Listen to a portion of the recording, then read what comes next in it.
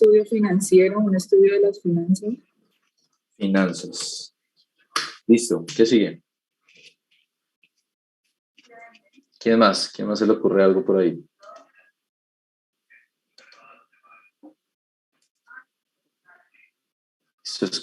Voy a escoger a alguien al azar, pero solo para... Entonces, eh, Alejandro Osejo. Una ciencia que se encarga de estudiar el manejo del dinero. Manejo del dinero, de acuerdo. Y uno más, a ver, escuchar a alguien más que se le ocurra algo. Pongamos a ver qué nombre veo por acá. Dime, de una. Pues también no puede ser que estudia como las proyecciones, de alguna manera, porque la economía se basa también ¿Me repites, estudiar las qué, perdón? en ver las proyecciones, por ejemplo, de un país a largo plazo. A largo plazo. ¿Listo? Entonces, todo lo que ustedes han mencionado está relacionado con economía y puede llegar a ser el concepto. El concepto exactamente, si ustedes lo buscan en un libro de texto, va a ser algo así como el estudio de la distribución de los recursos escasos. Uf, se me olvidó cómo se escribe escasos. Creo que es así. Bueno, pongámoslo así y después me regañará alguien si lo escribí mal.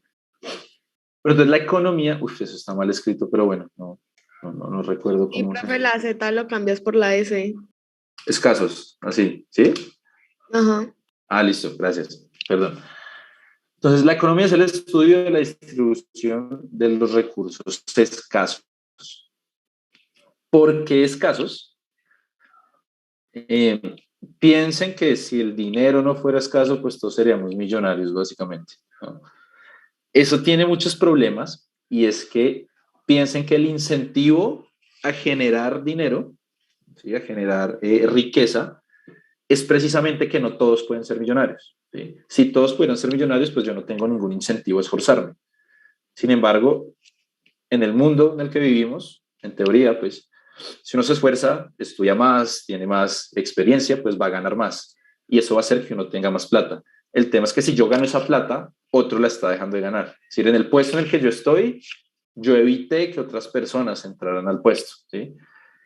En el trabajo de sus papás, el trabajo que tienen sus papás, hermanos, familiares, implica que hay otras personas que habiendo podido tener ese trabajo, hoy no lo tienen. Entonces, fíjense que todos los recursos, no solo el dinero, sino todo lo que uno puede llegar a obtener, trabajo, casas, cosas, ¿no? Un computador, un televisor, todos son recursos escasos. ¿Qué se encarga la economía? O pues, ¿cuál es el concepto de economía? Mirar cómo esos recursos se distribuyen en la sociedad, para bien o para mal. Piensen que una sociedad puede ser muy desigual, como la colombiana, que hay unos multimillonarios y hay un hueco gigante y hay otra clase media como sufriéndola y unos grupos de gente muy pobre. La economía buscaría estudiar cómo distribuir esos recursos o para que uno sea supermillonario o para que haya menos desigualdad. Vamos, que puede ser para bien o para mal. Como científico, ¿qué espera uno? Pues que la economía sirva para bien. Es decir, uno esperaría que se estudie la distribución de los recursos para disminuir la desigualdad. ¿Listo?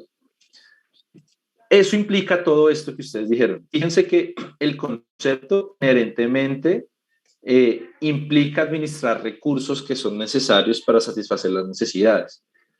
Oiga, yo tengo tantos puestos de trabajo, tengo 10 puestos de trabajo, pero tengo 15 trabajadores, 15 posibles trabajadores, o sea que 5 se van a quedar sin trabajo. ¿Cómo hago yo para distribuirlos de manera que queden los mejores, por ejemplo? ¿Cómo hago yo para distribuirlos de manera que todos tengan un poquito? ¿Cómo hago yo para generar más empleo para que esos 5 que se van a quedar sin empleo puedan tener empleo? Entonces, al final, yo estoy administrando unos recursos que son necesarios para satisfacer las necesidades. Hay un aspecto financiero y es que financiero de dinero y de proyecciones, y es que la economía digamos, el dinero es un medio de transacción a fin de cuentas, las finanzas. Entonces, la forma de saber esa distribución va directamente asociada a cómo está distribuido el dinero, esto mía, pues del país. Y las proyecciones, a fin de cuentas, cómo va a estar Colombia o un país en unos años, para a partir de eso definir una serie de políticas que me lleven a estar en una situación mejor. Lo vamos a ver después, pero hay cosas de la macroeconomía que precisamente buscan proyectar, por ejemplo, el ingreso del país a largo plazo. Como si en 10 años siguiéramos tal cual como estamos hoy, ¿cómo vamos a estar después de esos 10 años? Mejor, peor o igual, y con base en eso se toman decisiones. Oiga, toca subir las tasas de interés, no sé, cualquier cosa que se le ocurra al banco. Pero al final uno mira a futuro para tomar decisiones que aseguren que en ese futuro no va a estar mejor. Entonces, fíjense que el concepto de economía implica todo esto. Ahora, hasta aquí he hablado solo de distribución, he hablado de recursos, he hablado de plata, he hablado de cosas, pero ante todo, y aún ante la formalidad matemática de la economía, es una ciencia social. Eso implica que estamos estudiando la sociedad. No es solamente meter números y hacer modelos y sacar proyecciones y mirar el dinero y mirar los recursos. Más también es entender a las personas que están metidas en todo este sistema. Es decir, uno con la economía busca interpretar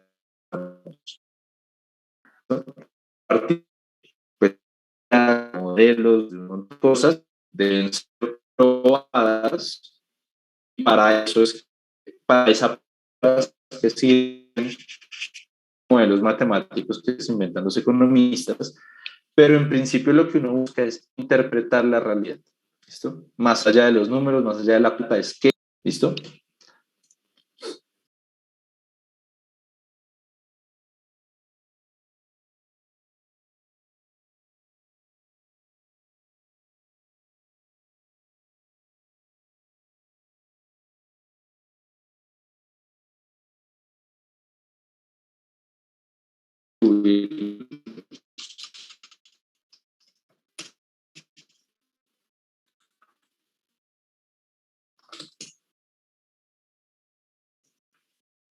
Entonces, cuando le ponemos el tema de que es una ciencia social, ya no es solamente ver quién tiene más o menos plata, y aquí les voy a dar un ejemplo digamos, muy sencillo, muy diciente del momento en que estamos, pero imagino que ustedes han visto la situación de Afganistán, ¿sí?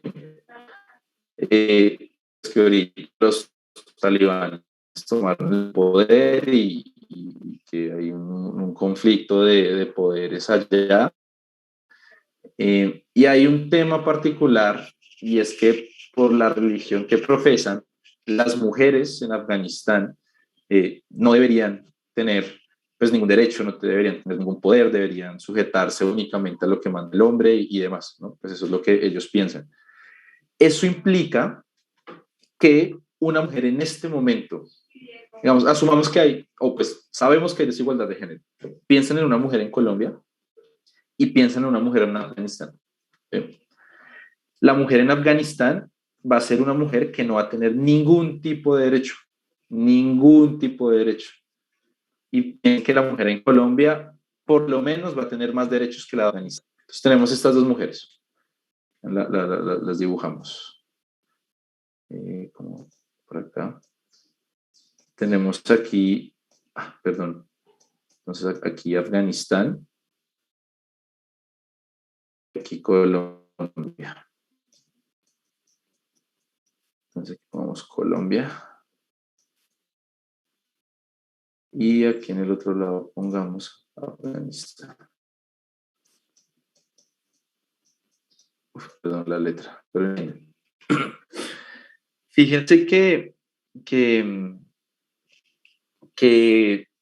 estas dos mujeres, digamos, a pesar de que son mujeres, ¿sí? Digamos, en eso son iguales, y que deberían tener los mismos derechos, la mujer de Afganistán, por la situación en la que están hoy, tienen menos derechos que las mujeres colombianas, ¿sí? Eso implica que la forma en la que yo ayudo a una mujer afgana debe ser muy diferente a la que yo ayudo a una mujer colombiana. Por ejemplo, voy a inventar una cosa aquí loca. Queremos mejorar la igualdad en el trabajo. En consecuencia, yo voy a montar una política, me estoy inventando cosas, ¿no? Para darle más plata en el salario a las mujeres. ¿Sí? Entonces, esa es mi política para mejorar la igualdad de género. Entonces, en Colombia lo implemento y como las mujeres pueden trabajar, eso funciona. Y es una forma de distribuir los recursos para que estén mejor distribuidos hacia las mujeres. Aunque pues, es obvio, piensen que es una Afganistán. Hoy no funcionaría. Si yo llego a Afganistán y planteo lo mismo, pues un talibán va a llegar y seguramente me va a echar del país. Y aún si lo implementara, pues seguramente el talibán no va a dejar que la mujer afgana trabaje, o sea que mi política va a ser totalmente perdida. Es decir, la forma en la que yo distribuyo los recursos va a cambiar dependiendo del contexto. Ahora, el contexto en este caso es muy evidente, que es el país y la situación social, pero esto puede cambiar de si es hombre, si es mujer, si es niño, si es estrato alto o es estrato bajo, si es de alguna población vulnerable o no. Todo este tipo de temas, al final, forma en la que se distribuyen los recursos escasos. ¿Listo? Ahora, lo que les mencionaba, la escasez, el hecho de que sea escaso, implica que uno tiene que renunciar a algo. Es decir, yo no puedo darle, digamos que implementé mi política en Colombia, yo no tengo tanta plata como para darle a todas las mujeres del país. ¿Sí? Entonces, yo no sé si ustedes han visto estas discusiones de la renta básica universal. Alguien por ahí hizo la cuenta y darle a todo el mundo una renta básica universal como lo pedían en el paro implicaría recoger en un mes la plata que la reforma tributaria hubiera recogido en un año. Eso implica que a hoy la plata simplemente no alcanza, o sea, no hay forma, ni porque recogiéramos todo de todo el mundo alcanzaría para hacer eso, ¿sí? Ahora, ¿por qué lo menciono? Más allá de lo que pensemos todos, pues al ser ese dinero escaso, al ser esos recursos escasos, implica que tenemos que decidir muy bien la forma o a quién le vamos a dar esos recursos.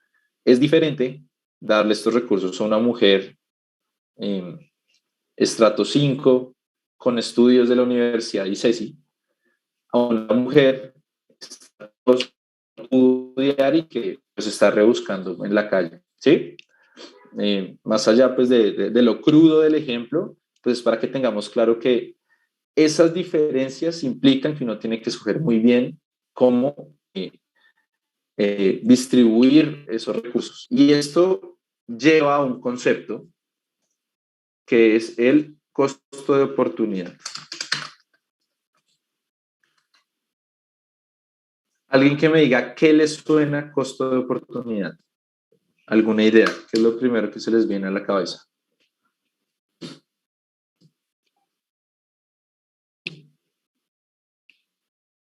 Pensando nuevamente en que hay escasez. ¿Qué es un costo de oportunidad? Pues, profe, yo creo que sería que toca darle como la oportunidad a la persona que esté mejor preparada o algo así. O sea, que toca renunciar a poderle dar a todo el mundo y dárselo a alguien que uno piensa que será como el mejor en poder como trabajar en eso. Listo. Eso está muy relacionado al ejemplo que di. Y hay Recursos que una están. palabra excelente. Renunciar a algo igual a recursos. Pensemos acá que, y una palabra que es la clave para el concepto de costo-oportunidad es que toca renunciar a algo. ¿Listo? El concepto específicamente me dice que el costo-oportunidad es el costo de escoger una alternativa a cambio de otra. es decir, una disyuntiva. Disyuntiva es escoger o un camino o el otro. O yo escojo A o yo escojo B. El costo de oportunidad, entonces, implica que yo renuncio a algo, algún tipo de recurso, a cambio de otros recursos. ¿Sí? En el caso de la política que les está mencionando es, yo renuncio a darle a un grupo a cambio de darle a otro grupo, pero también aplica para uno como persona.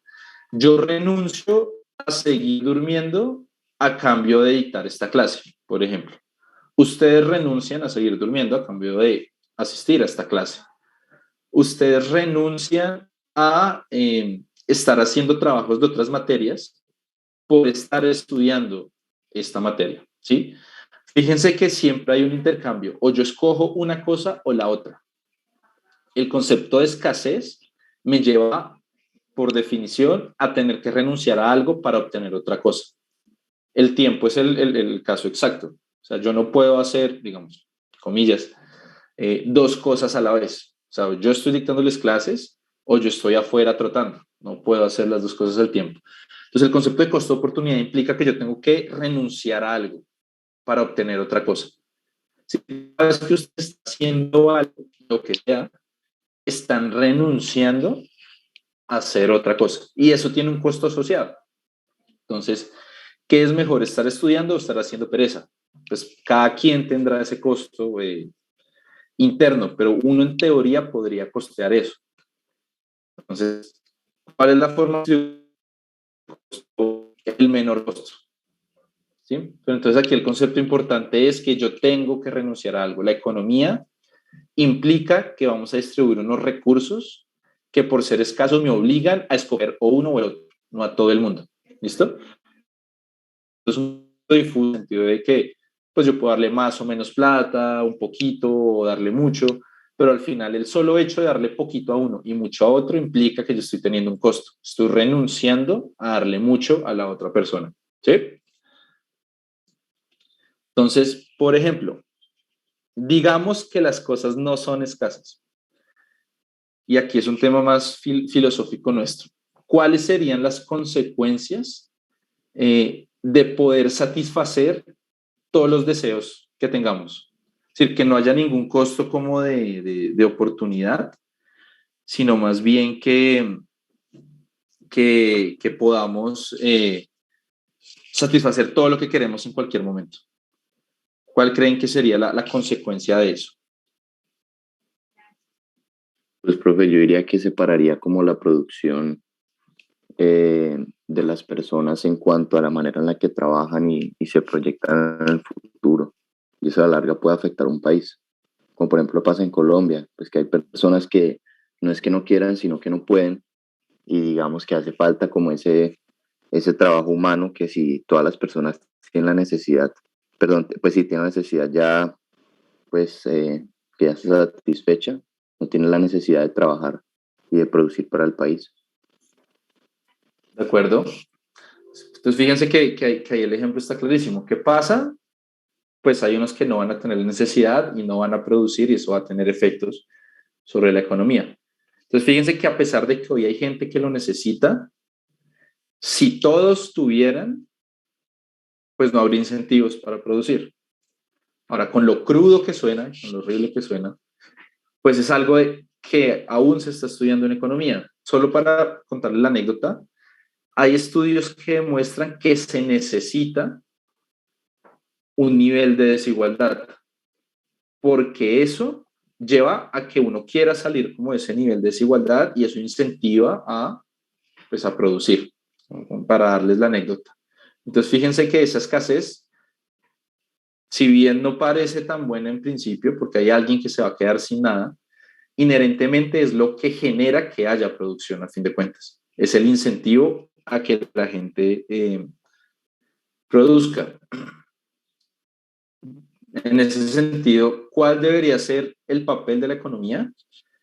Pues esto es ya también algo muy filosófico y teórico, pero los estudios muestran es que debería estar más orientada a la equidad que a la igualdad. Entonces, igualdad, piense lo que todos tienen que tener y equidad es que todos deben tener la misma oportunidad de tener, ¿no? Es un pequeño diferencia, pero al final en la práctica lo hace totalmente distinto. La universidad pública es una forma de ajustar eso. Una persona que no tiene los recursos para pagar ICESI, si no tiene opciones de estudiar, pues estamos siendo desiguales, por defecto, inequitativos, perdón, y en consecuencia desiguales. Pero si una persona puede entrar a la universidad pública, tener una muy buena educación, pues ahí ya quitamos esa barrera.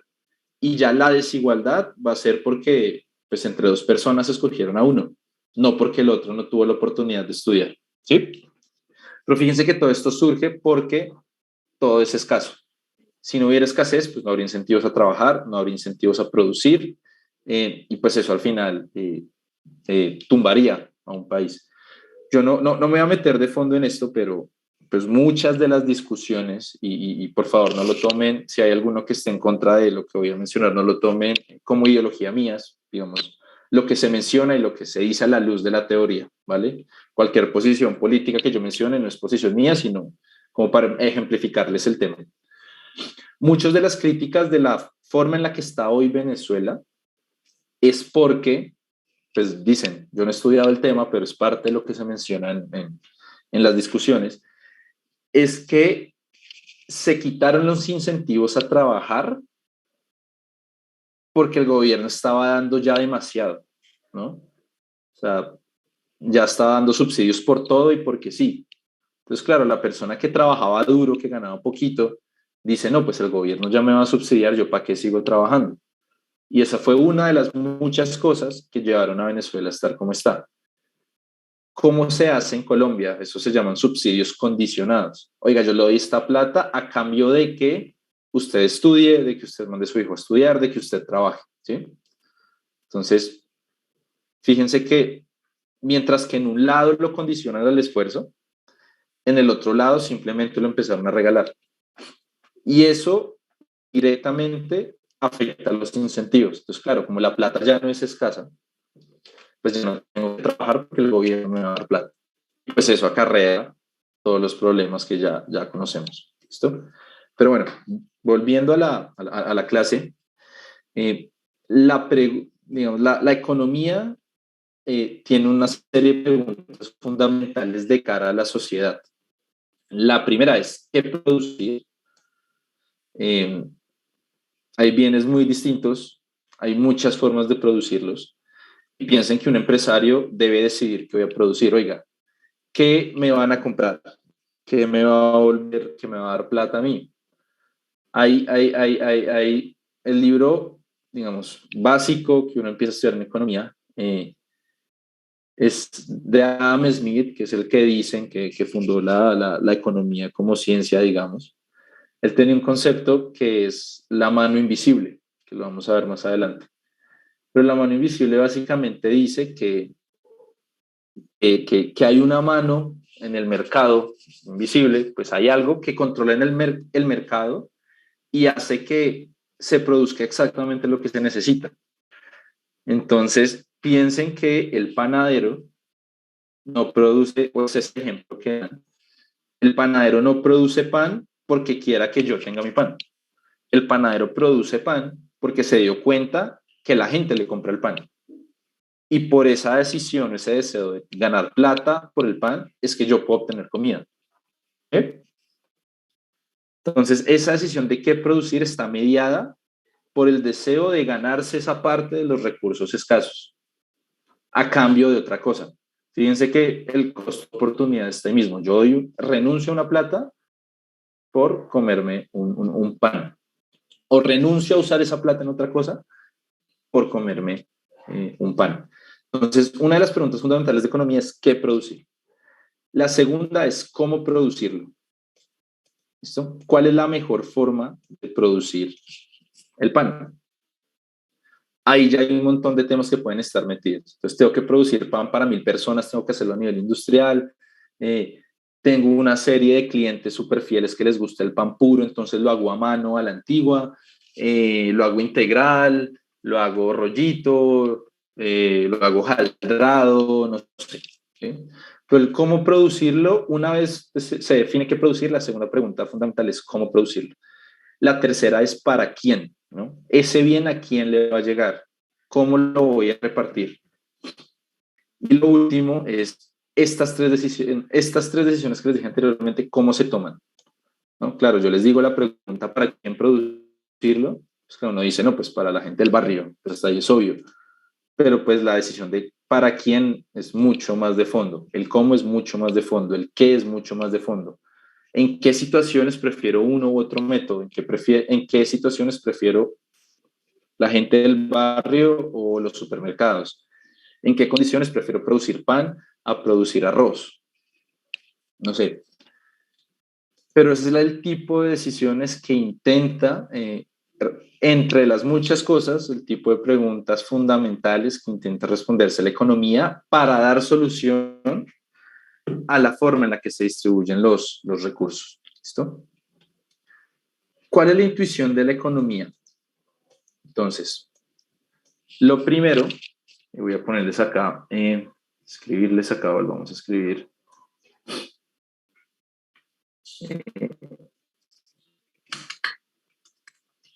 Causalidad. 2, elasticidad. 3, incentivos. Y 4, efectos no esperados. Entonces, la intuición de uno como economista, aunque puede tener más cosas, puede estar mediada por lo siguiente. Uno es la definición de causalidad. X causa Y. ¿Listo? Esta causalidad implica, por ejemplo, que si yo le doy plata a alguien, ¿cuál va a ser el efecto de darle esa plata? ¿Se va a volver más o menos rico? ¿La va a gastar mejor? ¿La va a gastar peor? Uno como economista siempre está pensando la diferencia entre causalidad y correlación.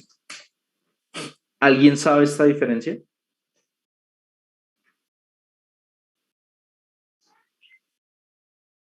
Entonces, causalidad es que X causa Y. Si mi gato me muerde, a mí eso me causa dolor. La mordida me está causando dolor. Causalidad implica que X es lo que genera que pase Y. Correlación es que hay dos fenómenos relacionados, pero no necesariamente uno causa el otro. Ahí, listo. Por ejemplo, vengan y aquí les busco una grafiquita chévere. Causality.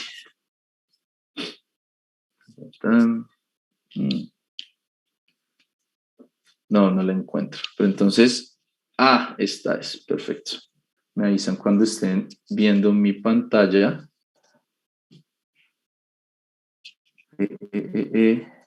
Compartir. No me deja verla. Bueno, hagámosla acá. Compartir pantalla.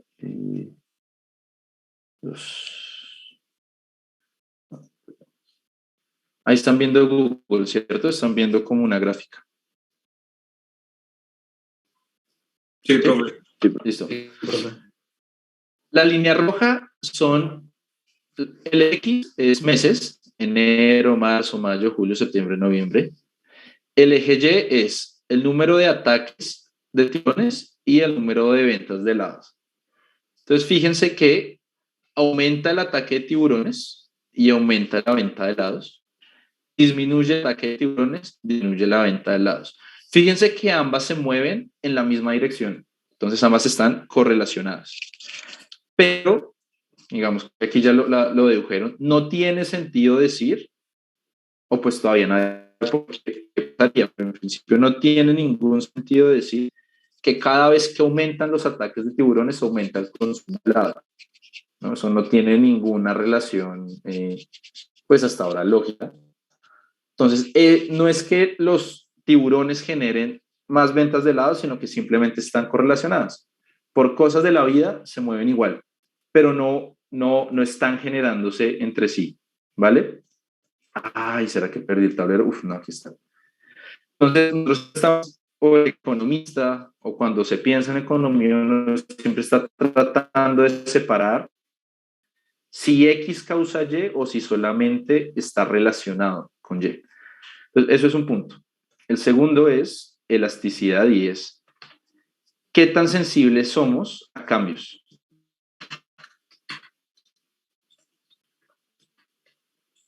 Aquí ya habíamos hablado un poquito, pero básicamente a mí me interesa saber si yo pongo cuarentena estricta, ¿qué tanto va a cambiar el consumo de hamburguesas? Al que produce hamburguesas le interesa saber qué tanto cambia el consumo de hamburguesas cuando hay una situación de estas.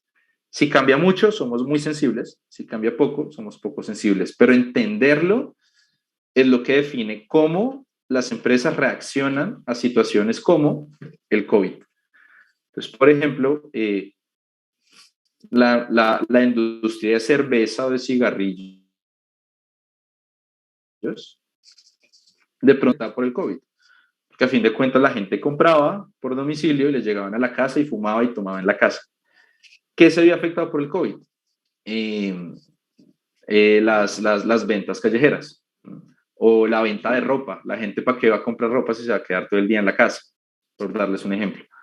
O la venta de equipos de cómputo, pero ya positivamente. Oiga, todo el mundo se está quedando en la casa, necesitan mejores computadores, mejores sillas, mejores mesas. Entonces, el mercado se fue para arriba. Incentivos. ¿Qué me lleva a consumir una cosa o la otra?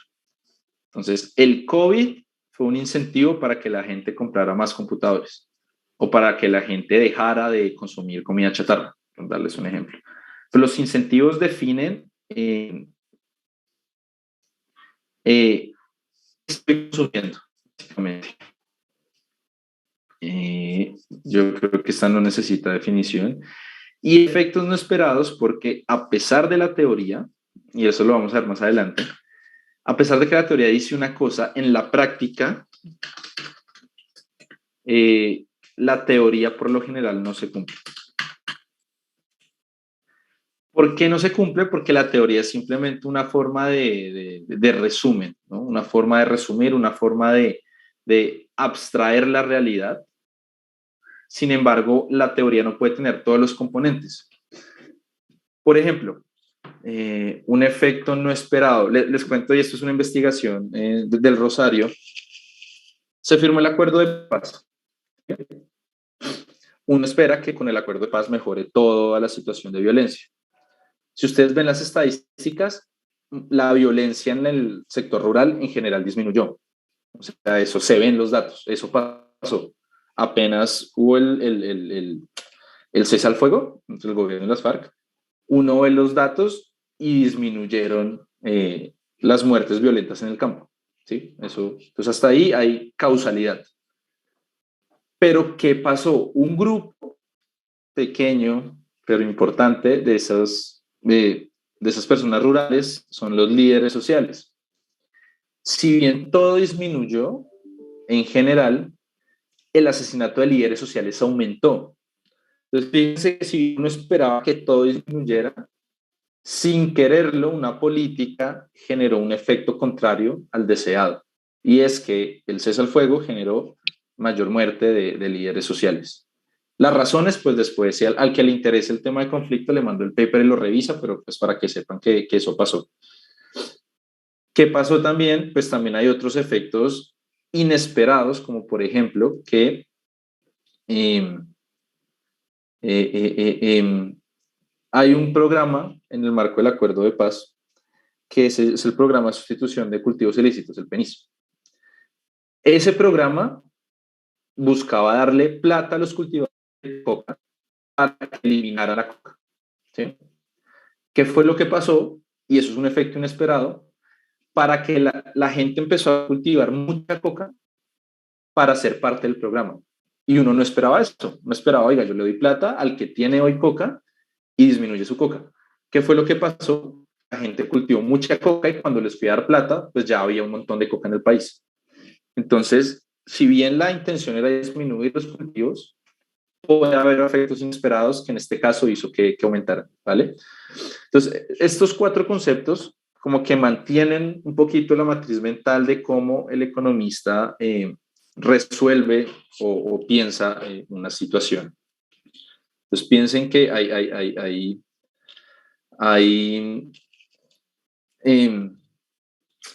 pues hay muchos ejemplos de esto. Y en general las políticas tienden a tener efectos no esperados.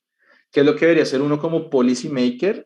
Tratar de disminuir el efecto que tengan esos temas no esperados, ¿sí? Sobre el país, sobre lo que yo quiera impactar. Es importante tratar de disminuir esos efectos no esperados. Pero además, aquí hay decisiones. Muchas de las decisiones de política se tienden a tomar en el corto plazo. Y si uno va a tomar una decisión económica, recuerden, economía no como la plata, sino como la ciencia social, uno tiene que pensar a largo plazo. Si hoy yo le doy plata a esta familia, el hijo estudie, ¿qué va a pasar en 20 años? ¿Se va a graduar? ¿No se va a graduar? ¿Sí? Por ejemplo, yo le disminuyo la tasa de interés a los préstamos del ICETEX para que todo el mundo se endeude y pueda estudiar préstamos del ICETEX. ¿Qué va a pasar en 20 años? ¿Será que la gente va a poder pagarlo? ¿Va a terminar más endeudada? ¿No van a terminar de trabajar? Si uno no tiene en cuenta esos temas de largo plazo, seguramente pues van a pasar efectos no esperados que van a dañar el objetivo de mi política. ¿Listo? Ahora, todo esto, ¿para qué? O sea, ¿para qué todo este marco conceptual? Para decirles que todo esto que está en la matriz mental, pues lo pensamos nosotros, pero en realidad la teoría lo que hace es plantear modelos. Pongamos acá otro textico, modelos. Y un modelo es una abstracción de la realidad. ¿Listo? Como abstracción de la realidad implica que yo estoy jugando a que estoy viendo la realidad. ¿Sí? Tengo a Colombia, en Colombia están pasando un montón de cosas, yo cojo unos datos y con la teoría planteo un modelo. Entonces solamente estoy viendo una parte de Colombia, pero no la puedo toda. Porque es importante, piensen en los modelos como caricaturas, ¿no? Como que se parecen mucho y tienen sus cosas raras, pero al final representan algo. Los modelos, pues, además de facilitar la enseñanza, pues tienen el objetivo de tratar de analizar la sociedad. ¿Cuál es su limitante? Que son muy simplificados. Es decir, nunca voy a poder ver el panorama completo en un modelo. Todo esto otra vez, ¿para qué? Para mencionarles que en esta clase vamos a ver modelos como el de oferta y demanda. Los modelos son limitados. Es decir, si ustedes van a convencer a alguien de que estudie, no van a poder hacerlo con el modelo de oferta y demanda. El modelo,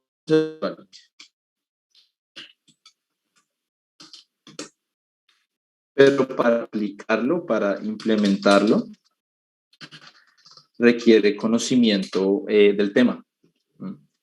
Por ejemplo, vieron todo esto de que se filtraron los contratos de la vacuna de Pfizer. Uno podría plantear eso en un modelo de oferta y demanda. ¿Sí? Entonces, ¿cómo se va a ver afectada la oferta por los contratos que salieron a la luz de Pfizer, y eso cómo va a afectar la demanda? Me va a dar unas cosas muy específicas que lo vamos a ver eventualmente, y de hecho podemos ver la próxima clase, y de hecho podemos ver el ejemplo de vacunas. Pero esos ejemplos o esos efectos que me muestra el modelo solo van a ser una parte. Por ejemplo, el modelo no me puede percibir la pérdida de confianza. Oiga, Colombia reveló unos contratos que eran privados, yo ya no confío en usted, ya no le vendo vacunas. Eso no lo ve mi modelo. Mi modelo no ve que hay gente que piensa que se pagó mucho por esas vacunas. oiga, como están pagando mucho por esas vacunas, ustedes están gastando la plata y se la están robando, entonces ya no voy a confiar en el gobierno. Eso no lo ve en mi modelo. Y ustedes pueden seguir con una lista de cosas que el modelo no está viendo. Entonces, importante que entendamos que los conceptos que vamos a ver son unas bases conceptuales. Para plantear la discusión, pues tenemos que tener un conocimiento frente al tema, ¿no? O sea, yo no puedo hablar de Afganistán si no conozco qué está pasando en Afganistán. Entonces, planteo un modelo de oferta y demanda con, no sé, oferta y demanda de educación de mujeres en Afganistán. Me va a sacar unos datos, pero ¿y qué? ¿Qué hay detrás de eso? ¿Qué lo está generando? ¿Por qué pasó eso? ¿Cuáles son los efectos inesperados? Eso no me lo va a mostrar mi modelo. ¿Listo? Sí, profe. Ahora, toda esta base conceptual o todos estos conceptos, esta charla, toda esta historia que les estoy dando, me sirve simplemente para que sepamos de qué estamos hablando. Pero ya para tener la clase de hoy pues es cortica, la próxima ya nos tomaremos el tiempo completo. Es el primer modelo de producción, digamos, o de cómo funciona el sistema económico. Entonces, es lo que se llama un flujo circular. Entonces, tenemos por acá unas familias, ¿sí?, donde las familias son trabajadores. Tenemos por este lado familias, por este otro lado tenemos empresas y hay familias dueñas de estas, ¿sí? Entonces hay un grupo de personas que son trabajadores, un grupo de personas que son empresas, pueden ser exactamente los mismos. ¿Listo? Acá tenemos producción o mercado de productos. Bueno,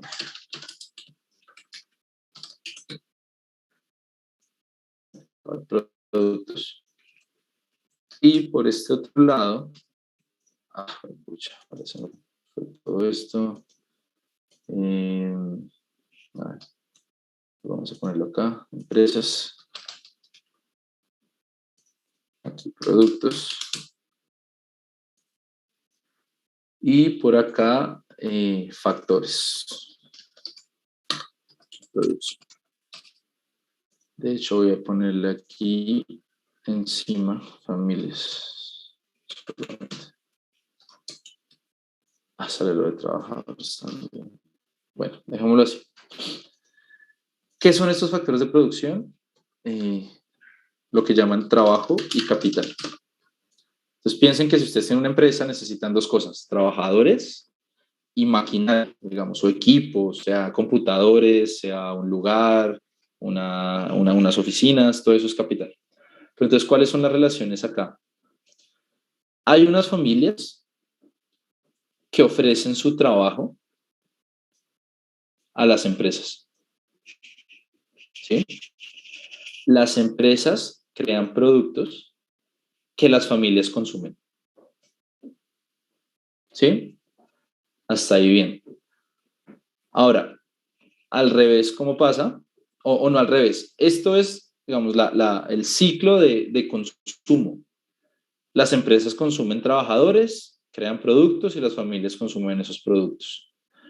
¿Cómo se hace para que las familias consuman esos productos? Las empresas, cambiémosle el color a esto, las empresas a cambio del trabajo le dan unos salarios a las familias con los cuales las familias compran los productos y de las ganancias de esos productos las empresas obtienen unos beneficios con los cuales vuelven a pagar los salarios y así el ciclo, ¿sí?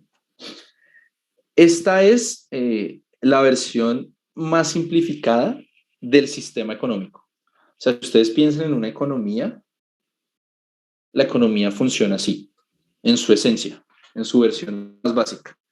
Yo trabajo para que me den un salario para poder comprar, las empresas ganan de eso y me siguen pagando mi salario, pero entonces yo estoy ofreciendo mi trabajo para que las empresas tengan con qué producir y de esa producción, pues yo puedo consumir lo que se está produciendo. Esa es la forma más elemental del sistema económico.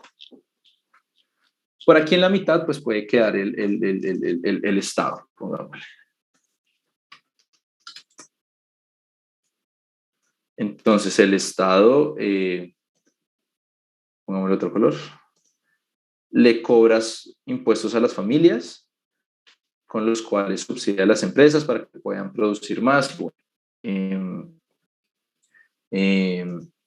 Pues ya el Estado entra a ser parte de este flujo. ¿Listo? Pero en esencia son familias, empresas, familias que ofrecen unos factores y empresas que ofrecen unos productos a cambio de unos salarios y unos beneficios. ¿Listo? Entonces, teniendo tenemos como todo el marco conceptual, ¿no? Con toda la parte inicial de qué es la economía, qué implica, es una ciencia social, qué es el costo de oportunidad. Mencionamos los aspectos en los que piensa un economista cuando está resolviendo el problema de economía. Y además mencionamos qué son los modelos, que son una abstracción de la realidad y que solo nos permiten analizar una parte del problema. Discutimos otras cosas como las preguntas fundamentales de la economía, la forma en la que vamos a analizar la economía en esta clase. Vimos este primer modelo, ¿sí? Entiendan la circularidad. Lo importante de este modelo es que es circular en ambos lados y mientras funciona así, pues en principio hay un sistema económico. ¿Sí? Mientras nada rompa esto, hay un sistema económico. Y lo que vamos a ver la próxima clase es el modelo de oferta y demanda. ¿Listo? Que bueno, se los introduciré la próxima clase. Por hoy terminamos. En el transcurso del día les paso la lectura para la próxima semana. Ya la próxima semana entraríamos, pues la idea es que esta clase fuera introductoria. Ya la próxima clase arrancamos con tema a tema. Entonces, que lleguen leídos y que lleguen con algunas ideas o preguntas. Arrancamos con oferta y demanda, que va a ser el principal modelo de la clase. Y vamos a usarlo para la mayor parte del curso. Les mando entonces la lectura, les subo esto a la página y les paso el Excel para que hagan los grupos de A3, ¿vale? O sí, de A3, creo que quedaría uno de A4. Y pues el primero que se escoja de A4, ahí queda A4. Pero entonces, de A3. Y listo, muchachos, no, muchísimas gracias. Ojalá pues les haya gustado la clase. Procuraré que las próximas sean también mucho más dinámicas, pero bueno, de momento pues arrancamos con esto. Espero que estén muy bien, que estudien, que les rinda esta semana y estamos hablando. Bueno, cualquier cosa que necesiten me escriben. Porfa, si hay alguno que esté acá, que no esté en el chat de WhatsApp, si alguien puede mandarle el link, les encargo para que se unan al grupo y pues ahí si algo pasa o algo necesito, pues les estaré avisando. Las clases siempre las empezamos a las 7:10, ¿vale? Entonces nos vemos el próximo martes a las 7:10. Y listo, estamos hablando y muchísimas gracias a todos. Vale, profe, muchas Vale, gracias. profe. Muchas Gracias. gracias, Muy profe. bien. Que estén bien, chao.